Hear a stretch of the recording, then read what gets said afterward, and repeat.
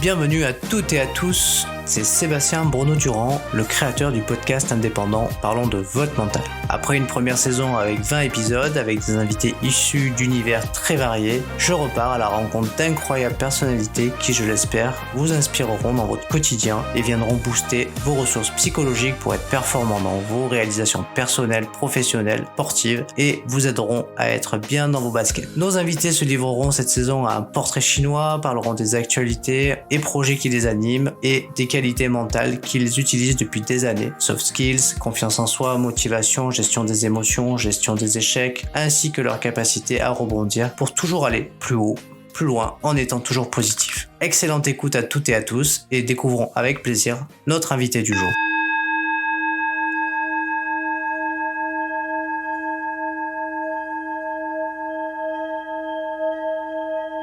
Salut Lucie, écoute, je suis vraiment ravi de commencer cette saison 2 de Parlons de votre mental avec toi. Donc ça fait quelques années qu'on se connaît, qu'on se côtoie.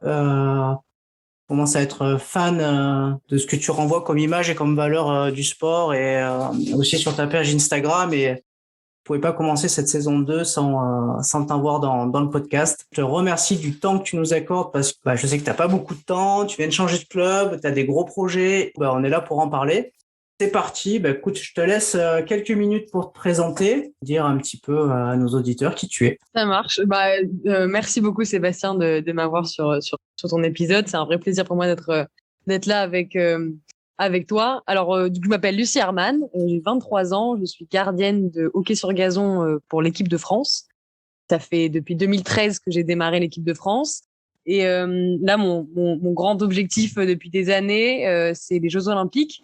Donc là, avec Paris 2024, c'est la raison principale de pourquoi je m'entraîne tous les jours, c'est ma motivation principale. Et en effet, donc là, je viens de changer de club. En effet, je joue à Den Bosch, un club aux Pays-Bas. C'est le meilleur club du monde chez les femmes.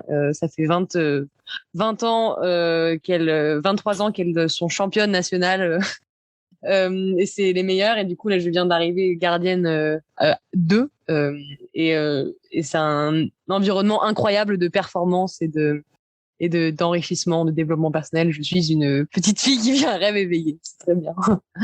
C'est génial, j'ai envie de te féliciter parce que donc du coup moi je suis ton parcours depuis 2017 maintenant. On s'est connus du côté de Lille et on a commencé un petit peu à collaborer ensemble sur différents projets et puis du coup on s'est plus quitté depuis. J'ai envie que le tout public puisse te connaître et puisse apprendre un petit peu des choses que tu vas pouvoir nous partager sur ton mental. Si tu es d'accord. Avec plaisir. Tout ce que je peux partager, c'est avec plaisir. Mais avant tout, j'ai envie d'innover, tu vois. Donc, dans ce podcast, avant même de parler de mental, j'aimerais, en quelques questions, faire ton portrait chinois. Ok, avec plaisir. Ça marche. Si tu es d'accord, l'idée, c'est, je te pose une question et tu me réponds la réponse que tu veux, mais tu nous expliques pourquoi. On essaye de faire ça assez rapidement. Alors, Lucie, si tu étais une couleur, tu choisirais laquelle ? Bleu me vient spontanément. Pourquoi ? Parce que je pense que le bleu, c'est la couleur du ciel, de la galaxie, de la mer, l'océan. Un peu la couleur de l'infini. Donc, je pense que c'est ma couleur préférée. Et je pense que voilà, pour ce côté infini, potentiel infini qu'on a en nous, etc., capacité infinie, je dirais le bleu. Si tu devais emporter un seul livre avec toi sur une île déserte, laquelle ? Oh, facile.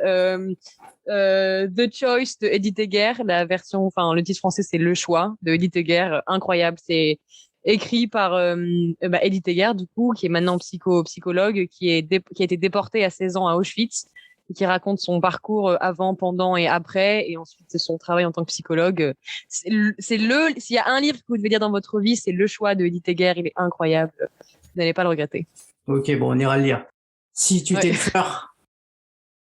Une fleur, les lys, parce que c'est la fleur préférée de mon père et que j'aime mon père beaucoup. Et oui, et on sait que ton papa est parti il n'y a pas si longtemps que ça. Et voilà, il a fallu avoir beaucoup de mental aussi, certainement, pour surmonter cette épreuve. C'est ma petite motivation au quotidien. Si tu étais un objet, lequel tu choisirais ? Un objet, ouh, c'est difficile, j'ai envie de dire.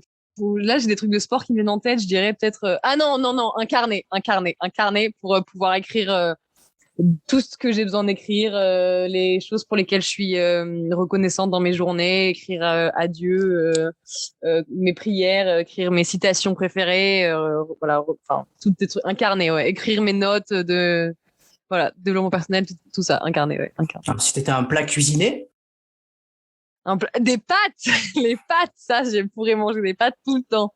Tu changes un peu la sauce, mais avec du parmesan et tout, j'adore. bon, Pâtes. t'es gourmande? Ouais, ça dépend des moments, mais plutôt, ouais, plutôt. Bon alors, si tu dois choisir une pâtisserie, tu prends quoi? Une pâtisserie, et là, je suis très. Maintenant, c'est plutôt la tarte au citron meringuée ou le carrot cake, mes gâteaux préférés. Du coup, je prendrais ça. Le moment de la journée que tu préfères, c'est quoi? Ah, c'est une bonne question. J'aime beaucoup le matin parce que j'aime bien le matin. Je fais ma routine, je m'étire, je fais un peu de sport. J'écoute mes podcasts. C'est un peu le moment où je me sens un peu. C'est le temps que je prends pour moi avant de donner de mon temps aux autres. J'aime beaucoup le matin. Ok. Si t'étais un art? Un art, la musique.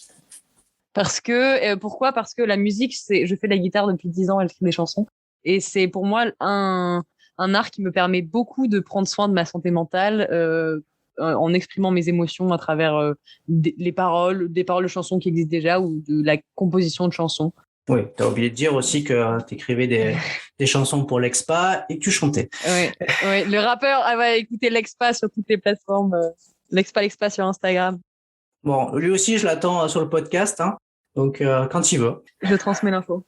Si t'étais un vêtement? Un vêtement, je dis un sweat à capuche, je pense. Un sweat à capuche. Alors, Parce que c'est confortable et qu'on peut faire du sport avec, etc. Ouais. C'est vrai que t'en as souvent sur toi, effectivement. Ouais. J'en ai un actuel. L'avantage de la capuche, c'est qu'on peut se cacher aussi. Ça fait un petit côté un peu genre ténébreux et tout. Voilà. Là, c'est la question piège. Si t'étais un alcool? Un alcool, je bois pas d'alcool. Oui. Donc après non, en général, si je bois pour rendre le truc un peu plus fun peut-être, la bière que j'aime bien, c'est la Desperados citron ou la bière rouge. Mais sinon, je bois pas du tout d'alcool. Mais dans ma jeunesse, quand j'avais 17-18 ans et que je buvais à ce moment-là, dans les soirées, j'aimais beaucoup la vodka avec du Schweppes agrumes et du sirop de grenadine. C'est un mix très très agréable qui fait qu'on sent pas trop la vodka. Voilà. Moi, j'aime pas trop l'alcool en fait. Bah oui. Il y a 10 ans quand je. Pour une sportive, parfois, c'est pas très Non, pas trop. top. Si t'étais un mot, tu choisirais quoi? J'ai l'amour qui me vient spontanément, donc je pense que je vais dire l'amour du coup parce que je dirais que aimer les autres, aimer soi-même, enfin mais surtout les autres, ça rend la vie beaucoup plus belle. Donc je pense que voilà, aimer c'est très important pour avoir une belle vie. Donc aimez-vous. Si tu dois choisir une pièce de ta maison, tu choisis laquelle? Une pièce de ma maison, je dirais ma chambre parce que plein de citations au mur et que du coup toutes mes citations c'est tout ce qui me motive un peu au quotidien. Il y a des photos de ma famille, du coup là c'est un peu mon petit havre d'inspiration, de paix et de repos et de travail mental. Voilà, Allez, ma chambre. Une petite dernière, une avant-dernière. Si t'étais cool. une saison, tu choisis quoi? Une saison, j'aime bien le printemps, moi, parce qu'il fait pas trop chaud, pas trop froid. Et c'est le moment, en fait, où je trouve que tu peux te re-émerveiller sur la beauté des simplicités de la chose, genre la beauté de te réveiller, de voir le coucher, le lever de soleil, parce que les couleurs deviennent très belles, les saisons, les fleurs refleurissent, etc. Pour moi, le printemps, c'est un peu le renouveau, le souffle de la vie et l'émerveillement, et j'aime beaucoup. Petite dernière, si tu étais un légume, lequel tu choisis dans ton assiette? Un légume, lequel alors, je mange beaucoup de courgettes et de brocolis, mais sinon, je sais pas si j'ai des légumes préférés. Je dirais peut-être le brocoli, parce que c'est comme un petit arbre, et j'aime bien les arbres. Bon, maintenant qu'on a fait ton petit portrait chinois et qu'on te connaît un petit peu mieux tes goûts et tes couleurs, on va un petit peu parler de ton parcours. Donc, de quoi es-tu le plus satisfaite avec le recul de ton parcours? De quoi suis-je le plus satisfaite avec le recul? Je dirais, ça peut paraître un peu peut-être banal, mais je dirais de n'avoir jamais abandonné.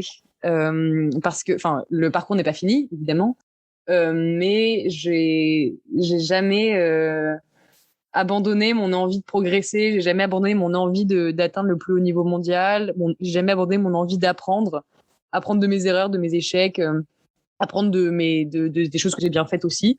Et donc je pense que là, si j'ai réussi aujourd'hui à atteindre le meilleur club du monde en tant que Française, ce qui est très très difficile, je dirais que oui, c'est la chose dont je suis le plus fière. Je n'ai jamais abandonné avec le recul. Et je continuerai de ne jamais abandonner, évidemment.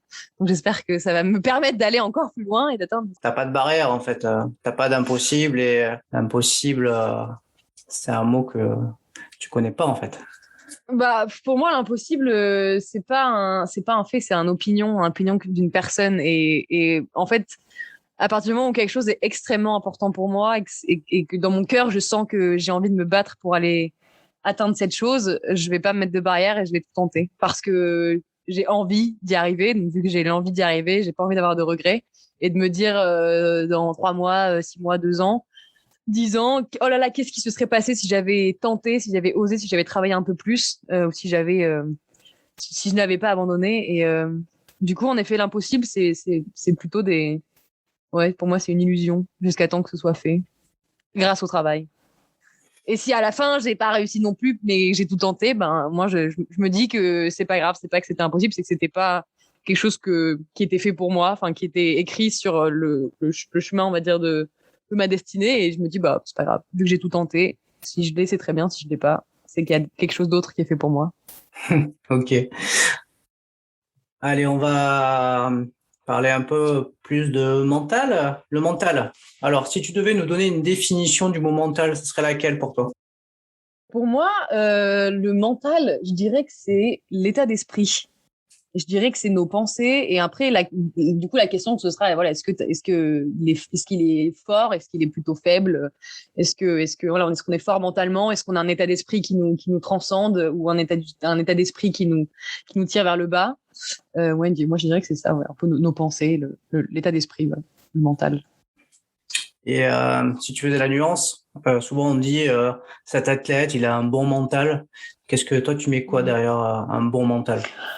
Moi, derrière un bon mental, je mettrais un bon dialogue intérieur. C'est-à-dire, je mettrais un athlète un athlète qui est capable d'utiliser les bons mots pour se parler à lui-même, pour s'encourager, pour savoir rebondir, pour savoir faire face à la pression, savoir faire face au stress, à l'échec, au succès, etc. Un athlète qui sait dominer la douleur pendant les entraînements, je dirais que c'est ça, un athlète qui a un fort mental, c'est un athlète qui sait se parler et qui se parle d'une manière que ça le transcende vers les sommets, je dirais. Bon, de toute façon, le mental, tu connais, hein, tu te prépares depuis Ouais. un petit moment. Ouais. Donc aujourd'hui, tu as évolué, hein, je pense que tu as pas mal de rituels. En quoi ça consiste ta préparation mentale actuellement? Waouh, c'est une très bonne question parce que j'ai pas d'idée là. Alors je dirais que j'ai pas de préparation actuelle. En tout cas, rien me vient en tête et je dirais que c'est plutôt en fait, ça fait depuis 2016 que j'écoute des speeches de motivation, des podcasts, des vidéos d'athlètes, d'équipes sportives, mais tous les jours, parfois 6 fois par jour. J'étais à la séance de sport tout à l'heure et j'écoutais un speech pendant 50 minutes de Dwayne Johnson, etc. Et du coup, en fait, je dirais que j'ai pas vraiment quelque chose sur lequel je travaille en ce moment. C'est plutôt, ça fait 6 ans que j'essaye de me renforcer mentalement pour faire face à l'échec, pour repousser mes limites pour les entraînements, etc.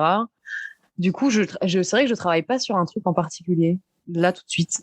Mais sinon, éventuellement, là, tout de suite, je travaille sur apprendre à accepter que il y a des entraînements où parfois, je vais pas avoir envie, je vais être un peu fatiguée, où ça va être compliqué et j'essaye de travailler, de laisser en anglais, on dit let it go. Je passe mon temps à parler anglais, donc j'ai let it go qui vient en tête, mais laisser les choses se faire, accepter que les choses n'aillent pas dans notre sens aux entraînements et, et parce que c'est pas grave, tout peut pas toujours être dans la performance à 100%. Et je pense que c'est peut-être sur le point sur lequel je travaille en ce moment. Accepter que si je suis pas dans la performance à 100% comme je le souhaiterais, ben c'est pas grave et ça fait aussi partie du processus de développement. Ok. Sur ton Insta, ton pseudo, c'est Happy Lucie. Ouais. Donc, est-ce que selon toi, l'enthousiasme, c'est primordial pour le mental? Ouais, bah, carrément. Si on n'a pas envie de faire les choses, si on n'a pas de plaisir, si on fait pas des choses qui nous font plaisir, moi, il y a pas de, pourquoi on les fait, quoi. Moi, le hockey, travailler pour les Jeux Olympiques, c'est un sport, c'est un sport que j'aime, c'est un rêve que j'aime, qui me donne une flamme en moi de motivation, et c'est que du plaisir. Genre, quand je suis à l'entraînement de hockey, je suis enthousiaste à m'entraîner, enthousiaste à faire les mouvements d'un gardien, enthousiaste à mettre le travail en place pour après, pendant les matchs, performer au maximum. Donc oui, en effet, si on n'a pas de plaisir à faire ce qu'on fait, autant arrêter tout de suite, quoi, parce que la vie est trop courte pour qu'on s'ennuie et faire des choses qui ne qui nous intéressent pas et qui ne nous procurent pas d'enthousiasme. Bah oui, t'as raison. T'as raison. Alors, ta confiance en toi, tu l'as construite comment?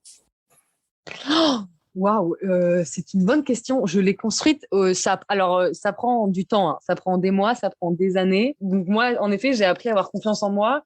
En fait, ma confiance en moi, je la nourris du fait que j'ai pris conscience des qualités que j'avais, qualités mentales surtout, ou en tout cas de la personnalité que j'avais, et je suis fière de ces qualités que j'ai en moi. Et du coup, j'ai confiance en moi parce que je suis fière de ce que je suis, fière de ce que je fais au quotidien, dans le sens où je suis fière de savoir que je suis capable de de m'investir à 200% pour un objectif, de pas laisser des excuses aller en travers de mes objectifs comme il fait froid, il pleut, je suis fatiguée, non. Du coup, je dirais que ma confiance en moi vient de ce fait-là, que je sais que j'ai pas envie d'abandonner, je sais que je sais travailler dur, je sais que je sais repousser mes limites, et je sais que j'ai pas peur de l'échec, je sais que je sais rebondir, et du coup, ouais, je pense que ça me donne confiance en moi, avoir conscience de mes valeurs, de ce que je peux faire, de ce que je sais faire, ouais, c'est ça qui me donne la confiance. La question qui me vient tout de suite en tête, c'est comment tu as réussi à prendre conscience de toutes ces qualités que tu avais? Bah, en fait, je dirais que ça vient de ma dépression quand j'avais 15 et 16 ans. J'ai fait une grande dépression. J'ai fait une tentative de suicide également, mais j'en parle très librement parce que bah, tout le monde a des moments très difficiles dans la vie, et le mien a été très difficile, mais en même temps, ça m'a construite énormément aujourd'hui. Donc, je suis très contente d'avoir, entre guillemets, eu cette grande période d'obscurité. Et en fait, le fait d'avoir touché autant le fond, je me suis dit, en sortant de ça, je me suis dit, OK, donc j'ai eu ma dépression, je sais ce qui se passe quand je laisse mes pensées prendre le contrôle de moi, et je sais où est-ce que ça m'amène à toucher le fond.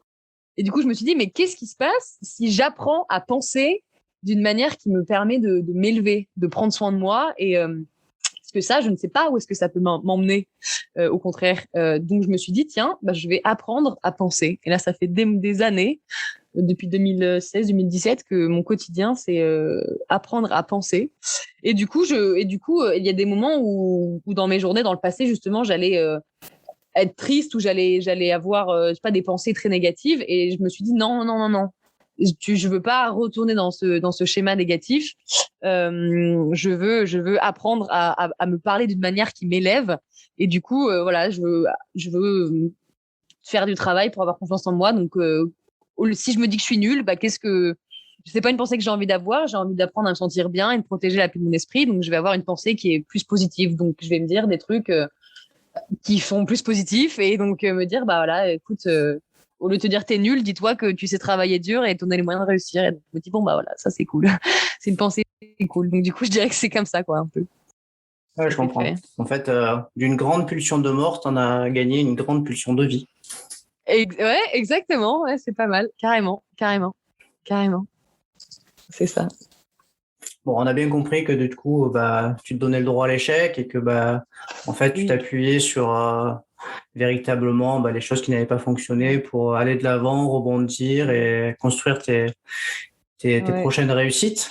Ben oui, parce que tu vois, par rapport à l'échec, ce que tu viens de dire, en fait, l'échec pour moi, ça n'existe pas vraiment. En fait, c'est dans le sens où il y a 2 ans, je me suis fait virer de mon club des Pays-Bas du jour au lendemain, sans avoir la possibilité de. Enfin, le coach m'a dit, écoute, je te considère pas assez forte, tu sors. Alors qu'il m'a jamais vu jouer. C'est un coach qui était nouveau, qui venait d'arriver. Il m'a dit, tu sors, t'es pas assez forte. J'étais en mode, d'accord, ok, tu m'as jamais vu jouer, mais très bien. J'ai postulé partout. Tous les clubs m'ont fermé leurs portes. Personne ne voulait de moi. Personne ne croyait en moi d'ailleurs parce que j'étais française et que les Pays-Bas ils sont numéro 1 mondial et nous on est numéro 26. Et en fait j'ai fini en 5e division néerlandaise. Je passais de la première division à la 5e division néerlandaise parce que je trouvais aucun club. Et un an après, j'ai le meilleur club du monde qui m'a contacté pour être deuxième gardienne chez eux parce que le coach gardien me connaît mon niveau et m'a vu jouer et il savait que j'avais le potentiel et le mental pour jouer avec les meilleurs du monde. Et du coup, voilà, je passe en une saison, je me suis fait virer parce qu'on dit que je suis pas assez forte au final, je finis en 5e division pour après rejoindre le meilleur club du monde. Donc, en fait, ce qui aurait pu être, que j'aurais pu considérer comme un échec il y a un an ou deux, enfin, il y a une saison plutôt, c'était la meilleure chose qui me soit arrivée parce qu'un an après, je finis au meilleur club du monde. Donc, pour moi, c'est pas vraiment des échecs, c'est plutôt des choses qui sont difficiles à vivre à certains moments, mais qui sont là un peu, en avance de quelque chose d'encore mieux. Faut juste continuer à se donner les moyens d'atteindre nos objectifs et voilà. Par rapport à ce coach-là, du coup, finalement, c'est le regard de quelqu'un, mais du coup, tu t'en as affranchi totalement et finalement, t'as basculé sur autre chose, quoi. Bah oui, parce que bon, évidemment, j'étais triste, j'étais triste, j'ai pleuré parce que j'aime ce club, parce que j'avais pas envie de partir, parce que j'avais peur de recommencer à nouveau, etc. Donc évidemment, l'inconnu, tout ça, j'ai eu des moments où c'était difficile. Mais après, je me suis rattachée au fait que je connais mes valeurs, je sais que je sais me donner les moyens de travailler, de progresser. Et je sais que mon objectif, c'est les Jeux Olympiques. Donc, je vais continuer à faire ce que je peux, c'est-à-dire travailler pour les Jeux Olympiques, travailler pour progresser. Et à force d'avoir juste gardé ma ligne de mire, garder mon cap, d'envie de progresser, j'ai explosé et maintenant, je suis au meilleur club du monde. Donc, en effet, l'opinion d'un coach ne définit pas qui nous sommes. Il n'y a que nous qui sommes en capacité de définir qui nous sommes vraiment. Et moi, je sais que je me définis comme quelqu'un qui travaille beaucoup et qui est obsédé de progresser. Donc, l'opinion des autres, ça m'intéresse pas trop. Oui, et puis, surtout si c'est négatif. Oui, et puis on retrouve souvent cette difficulté dans les sports collectifs où finalement plusieurs joueuses, un coach et on n'est pas forcément toujours en odeur de sainteté avec tous les coachs, souvent si ça change d'une saison à une autre. Donc c'est vrai qu'il faut quand même garder confiance en soi, continuer à travailler parce que voilà, il faut pas se remettre en question parce qu'on change de coach, quoi. Non, c'est sûr. Mais moi, ça a été une motivation. Du coup, je me suis dit, quand les gens ne croient pas en moi, je me dis, bah, très bien, ok, pas de problème. Écoute, je vais te montrer. Attends un peu, je vais te montrer. Moi, je sais ce que je suis capable. Je sais que mentalement, je peux travailler. Si tu crois pas en moi, mais pas de problème. On se retrouvera dans quelques mois ou dans quelques années et on verra bien. Du coup, parfois, c'est aussi une motivation, les gens qui croient pas en nous. Donc, ça a été un peu ma motivation à moi aussi, quoi. Prouver aux autres que je suis capable. Bah ouais, justement, là, on rebondit sur la motivation. T'as des trucs pour te motiver au quotidien? Alors, pour moi, la motivation, c'est une illusion un petit peu. Enfin, c'est pas une illusion, mais pour moi, la motivation, c'est un éclair, c'est une pépite, c'est d'un coup, c'est une flamme d'un briquet qui s'allume. Ça dure 10 secondes et après, on n'est plus motivé du tout. Et en fait, ce qui compte, en fait, je suis pas motivée au quotidien, dans le sens où, dans le sens où il y a toujours des moments où on n'a pas envie, il fait froid, on est fatigué, on aimerait bien rester chez nous, c'est plus confortable. Et dans ces moments-là, on n'a pas de motivation. Mais par contre, en fait, j'ai pas de la motivation, j'ai un engagement envers moi-même. Et c'est cet engagement envers moi-même qui fait que je suis capable mentalement de rebondir et de faire face à tous les obstacles possibles. Parce que mon engagement avec moi-même, c'est, tu as cet objectif, tu as ce rêve des Jeux Olympiques, et il est hors de question que tu aies le moindre regret à la fin en te disant, ah, peut-être que si j'avais travaillé plus, peut-être que là, si j'avais pas trouvé d'excuses, j'aurais réussi dans l'optique où j'ai pas réussi mon objectif des Jeux Olympiques. Donc en fait, pour moi, c'est un engagement d'être capable de me regarder tous les soirs dans le miroir et me dire, je suis fière de ce que tu as accompli aujourd'hui et de comment tu as poussé tes limites. Et c'est cet engagement avec moi-même qui me motive au quotidien. Oui, en gros, ce que tu nous dis, c'est que tu t'es fixé un cap, c'est-à-dire participer aux Jeux Olympiques de 2024 à Paris. Et pour ça, Ouais. chaque jour, tu te donnes des intentions et ça guide Ouais, tes actions du quotidien, quoi. ouais. Devenir 1%, un pourcentage meilleur de ce que j'étais la veille. C'est Oui, mon oui. objectif. T'aimes bien dire, je crois aussi, être une meilleure version de moi-même chaque jour. Ouais, be the best you. Ouais, ouais, carrément. Mais c'est ça, tu vois, c'est toute la, enfin, c'est ça qui me stimule au quotidien, me dire, bah, aujourd'hui, je veux devenir meilleur. Mais meilleur de, voilà, de 1%, de 2%, de petits trucs, de petits gains. Et c'est ça qui me motive au quotidien. C'est cet engagement vers moi-même de je veux devenir la meilleure version de moi-même parce que je veux atteindre mes objectifs et je veux savoir que je me donne les moyens, quoi, d'atteindre mes objectifs. Donc, c'est ça, voilà, mon engagement, ma Bon, motivation. tu viens de participer au championnat d'Europe avec l'équipe de France. Ouais, ouais. Bon, est-ce que pendant ce championnat, t'as eu à gérer de la pression? Oui, parce que c'était très important justement pour les Jeux Olympiques, très important qu'on performe pour continuer à gagner des places au classement mondial. Après, il y a une phrase que j'aime beaucoup de Kobe Bryant, c'est mon idole sportif, Kobe Bryant, que j'ai mis sur ma gourde. Et en fait, il dit cette phrase qui dit je l'ai fait déjà un millier de fois, et aujourd'hui, c'est juste une fois de plus. Et du coup, avant d'aller sur le terrain, je me répète ça, je lis ça sur ma gourde, je me dis aujourd'hui, c'est juste une fois de plus, tu l'as fait des milliards de fois, tu sais arrêter des balles, tu t'es entraîné pour ça. Donc maintenant, aie confiance en toi et juste prends du plaisir, apprécie l'environnement, apprécie être avec tes coéquipières, apprécie le moment pour lequel ça fait 2 ans que tu travailles et prends du plaisir et on verra bien ce qui se passe à la fin. Ça, c'est un peu mon truc qui m'aide à gérer la pression, c'est me dire, je l'ai déjà fait milliards de fois, je sais le faire, je suis entraînée pour ça, donc maintenant, je vais juste prendre du plaisir à faire un sport que j'aime, quoi. Et le reste, on verra bien. Oui, donc finalement, c'est finalement en te focalisant sur le plaisir, sur te focaliser sur en fait les choses que tu sais faire, au final, ça te permet d'éliminer tous les éventuellement Ouais. nuisibles qui pourraient arriver, comme la pression, les pensées parasites, enfin les petits trucs Ben ouais, qui viennent nous grignoter au final pour du coup diminuer notre performance quand si on y prête trop d'attention, quoi. ouais. Bah avant, bah d'ailleurs, on avait travaillé, tu m'avais vachement aidé à ce moment-là. Au début de notre préparation, de notre collaboration, on avait travaillé sur ma préparation mentale sur ce point-là. Tu sais, où justement, je me mettais vachement de pression à chaque entraînement. Je voulais être parfaite. Je voulais être performance de 100%. Et du coup, à force de toujours me concentrer sur la perfection, la perfection, la perfection, j'étais nulle au hockey. J'arrivais plus du tout à arrêter des buts. J'avais aucun plaisir. J'étais frustrée tout le temps. Et du coup, on avait travaillé sur reprendre le plaisir, jouer pour moi, etc. Et du coup, remettre ce plaisir au quotidien dans mes entraînements et me détacher un peu de tu dois être parfaite et faire 100% de réussite. Bah, ça m'a vachement aidé à justement mieux performer du coup. Alors, souvent, en fait, essayer de se détacher de la performance permet de performer encore plus.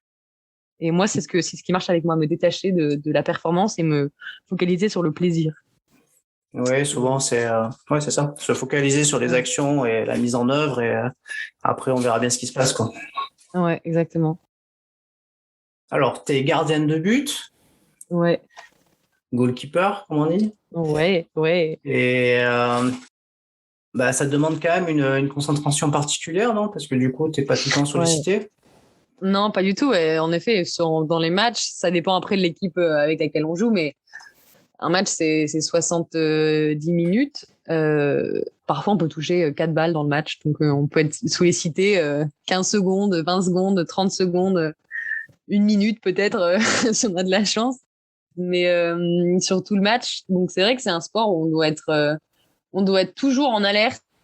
Après, on doit beaucoup communiquer avec notre défense, donc ça nous permet un peu de rester dans le match. Mais c'est vrai que du coup, c'est un poste qui peut être un peu ingrat parce que tu peux avoir une balle peut-être dans le match et au final prendre un but. Donc c'est un sport qui demande beaucoup de concentration quotidienne. Ouais, ouais, Alors du coup, ouais. c'est la question certainement que les auditeurs attendent, c'est du coup comment tu fais, quoi, pour rester concentré? Ben, en fait, parler, parce qu'en fait, par exemple, bah, les choses se passent devant toi, donc tu vas être là, Rosa, ferme ton côté gauche, Delphina met la pression sur elle, etc. Et du coup, moi, du coup, aussi, moi particulièrement, je suis une gardienne qui est très, comment dire, enfin pas tactile, mais je suis très, je vais taper sur mes guêtres, je vais taper sur mes gants, je vais vraiment genre montrer que je suis là entre guillemets à chaque fois. Et du coup, c'est des choses qui un peu me permettent de rester à fond. Et puis après, c'est juste que je pense pas, c'est l'habitude quoi. En fait, on sait que si je m'endors et si je me si je regarde à côté les tribunes et les supporters, en fait, si la balle arrive d'un coup, ben du coup ma communication sur la défense, je l'ai pas faite parce que j'étais pas en train de regarder. Et du coup, parce que en fait, parce que je veux gagner le match et parce que je veux aider mes coéquipières, je pense que ma concentration se fait toute seule parce que j'aime aussi ce que je fais. Donc, en effet, c'est une bonne question. Et j'avais pas réfléchi à trop ça avant. Je dirais que c'est ça. On dit souvent que pour avoir une bonne force mentale, il faut rien lâcher. T'en penses quoi? Il faut rien lâcher, c'est ça, c'est ce que tu as dit? Ouais, il faut rien lâcher. Pour avoir une bonne force mentale.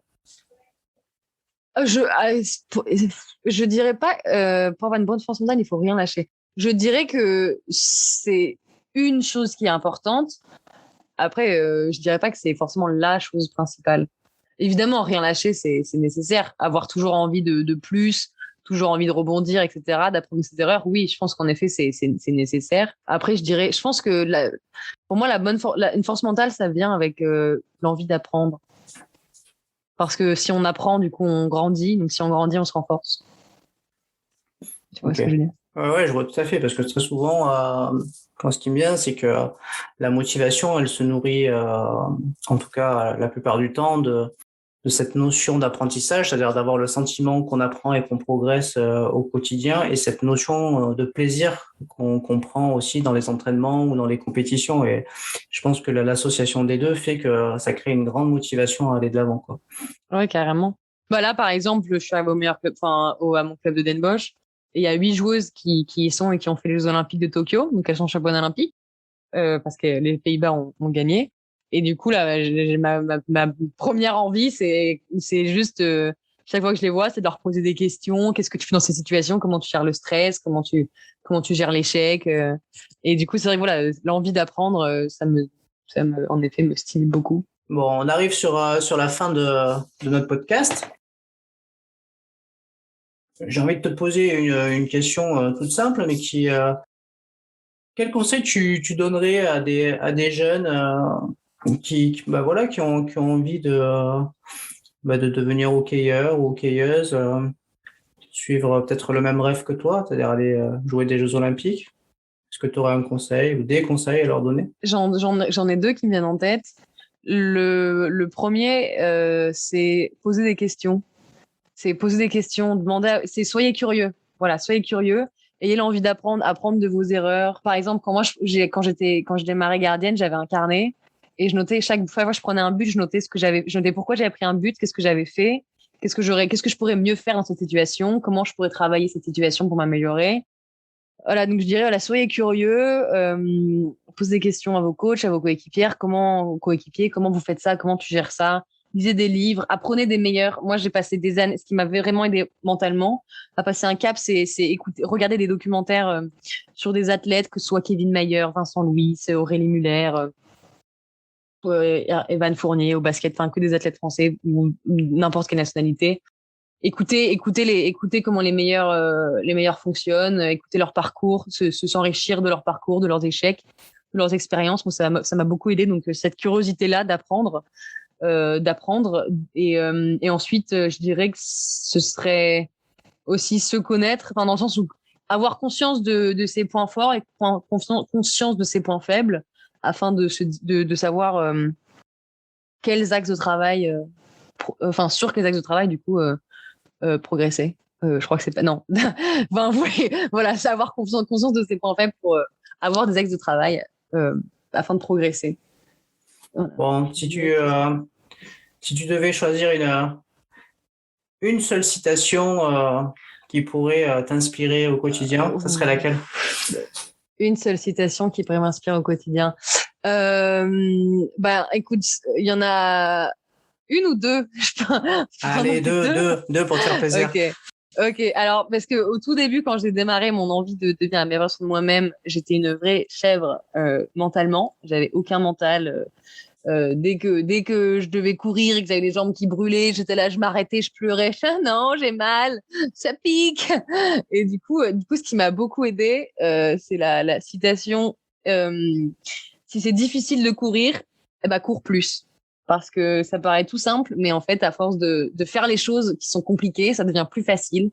Et du coup, à force d'avoir passé des séances d'entraînement pendant des mois à pleurer, à avoir peur d'aller courir parce que j'allais avoir mal et j'avais peur d'avoir mal, bah, au fil des mois, à force de courir, c'est devenu plus facile et la peur est partie. Et donc ça serait voilà une citation. Donc la citation en premier, c'est si courir c'est difficile, bah cours plus. Et la deuxième qui m'a vachement inspirée, enfin motivée quand j'avais justement au tout début de mon parcours pas du tout de motivation et que j'étais pas forte mentalement et que j'avais souvent la flemme de dépasser mes limites, c'était la citation si tu démarres aujourd'hui, tu verras les résultats un jour plus tôt que si tu démarres demain. Alors, démarre aujourd'hui. Et du coup, je voyais ça et je me disais, OK, ça marche. OK. Allez, je vais pas laisser mon excuse d'avoir la flemme ou d'être fatiguée ou le fait qu'il pleuve aller en travers de mon envie de progresser, de mon envie de voir mes résultats et de voir ma progression. Donc, allez, je vais faire quelque chose aujourd'hui. Même si c'est 10 minutes d'une séance de sport ou n'importe quoi, ou 10 minutes de lire un livre, je vais démarrer aujourd'hui. Comme ça, je verrai les résultats un jour plus tôt que si je démarrais demain. Bon, et du coup, tu nous parles de livres. Allez, un petit livre que tu lis en ce moment et qu'on pourrait aller lire aussi, nous aussi. Et ben justement, je l'ai dit dans mon carnet, dans mon personnalité chinoise, je sais plus ce que tu as dit. C'est toujours celui-là, t'en as pas d'autre? Ouais. Ben en fait, je le relis justement. Je l'ai lu il y a 5 ans et je le relis là en ce moment parce qu'il est tellement incroyable que je m'en nourris à chaque fois, tout le temps. Sinon, un autre que je lis, mais là j'en lis plusieurs en ce moment, mais non, un livre qui est très bien. Je regarde ma bibliothèque à l'heure actuelle, qui pourrait inspirer beaucoup de monde sur le mental. C'est le titre anglais, c'est Think Like a Monk de Jay Shetty. Et du coup, en français, c'est Pense comme un moine de Jay Shetty. Donc Jay, c'est J-A-Y, plus loin S-H-E-T-Y. C'est un livre incroyable si vous voulez prendre soin de votre santé mentale, apprendre à être plus heureux, apprendre à bien penser, à mieux penser, à justement avoir plus de motivation, etc. C'est un très, très, très, très bon livre. Et Jay Shetty, il fait beaucoup de podcasts aussi. Il est sur Instagram. Il fait beaucoup de petites vidéos vraiment top. Jay Shetty sur Instagram. Donc G-A-Y, plus loin S-H-E-T-Y. Vous pouvez les regarder. Moi, je dirais que c'est un livre que j'ai lu cette année qui m'a beaucoup, beaucoup, beaucoup apporté. Bon, bah écoute, super. Merci Lucie pour ce podcast, pour ce premier épisode qui lance la saison 2. Comme je te disais, avec grand plaisir, c'était top. Voilà, écoute, je te souhaite du coup une bonne saison avec ton club et ton championnat et aussi en tout cas une bonne continuation aussi avec l'équipe de France. Ben, merci beaucoup, Sébastien. Et puis écoute, on manquera pas de toute manière de relayer en tout cas toutes tes performances. Ben, merci beaucoup. Bon. Si vous voulez nous suivre, si vous voulez suivre l'équipe de France sur les réseaux, c'est France Hockey Féminin sur Instagram. On est très actifs. Donc, si vous voulez suivre notre progression jusqu'aux Jeux Olympiques de Paris 2024, sur Instagram, France Hockey Féminin. Voilà, double objectif, soutenir finalement un sport qui est quand même pas tant médiatisé que ça en France, et puis soutenir aussi le sport féminin. Ouais, carrément. On a besoin de vous, on a besoin de soutien. Bah oui. Bonne soirée, Lucie. Et puis, merci encore. À bientôt. Merci. À bientôt. Bye bye. C'était Lucie Herman, gardienne de l'équipe de France de hockey sur gazon, pour le premier épisode de la saison 2 du podcast Parlons de votre mental. J'espère que notre invité du jour vous aura inspiré et je vous donne rendez-vous dès la semaine prochaine avec une nouvelle athlète qui, cette fois-ci, pratique le triathlon à un très haut niveau. Je vous en dis pas plus, mais c'est une athlète incroyable. Alors rendez-vous à la semaine prochaine.